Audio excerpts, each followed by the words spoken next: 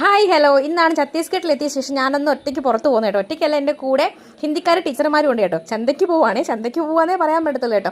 അതുപോലുള്ള സ്ഥലമാണ്. ഇവിടെ സൂപ്പർ മാർക്കറ്റോ അങ്ങനെ വലിയ മാളോ കാര്യങ്ങളോ ഒന്നുമില്ല. ഇതുപോലെയൊക്കെയാണ് കേട്ടോ. നമ്മൾ ഈ ഓട്ടോയൊക്കെ കണ്ടില്ലേ, ഈ ഓട്ടോയൊക്കെ കണ്ടാലേ അറിയാം ഈ കാലഘട്ടത്തിൽ എവിടെ എത്തി നിൽക്കുകയാണെന്നുള്ളത്.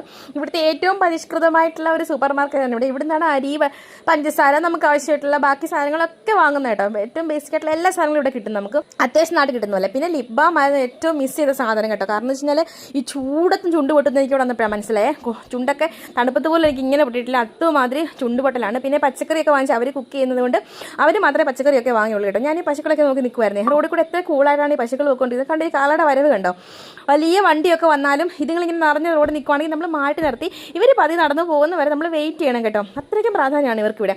പിന്നെ കണ്ട് ഈ അമ്മ കണ്ടോ ഇങ്ങോട്ട് തിരിച്ചിരുന്ന് കച്ചവടം ചെയ്യുന്ന സമയത്ത് ആ പുറകിൽ ആ ക്യാബേജ് വന്നത് ആ പശു തിന്നുകൊണ്ട് ഒരു കുഞ്ഞിനെ ഇവിടെ നോക്കാൻ നിർത്തിയിട്ടുണ്ട് കേട്ടോ. പിന്നെ കാവലിനവർക്കൊരു പട്ടിയുണ്ട്. അപ്പം ഞാൻ ഇത്ര സാധനങ്ങളൊക്കെയാണ് വാങ്ങിയത് കേട്ടോ. വലിയ പാണ്ടിലോറി വന്നാലും നമുക്ക് വിഷയമെന്ന് പറഞ്ഞ രീതിയിലാണ് ഇവർ നടക്കുന്നത്. ഇവരെ ഒന്നും പറയത്തില്ല കേട്ടോ. ഇവർക്ക് ഇനി വോട്ടുണ്ടോ എന്തോ എനിക്ക് അറിഞ്ഞുകൂടാ.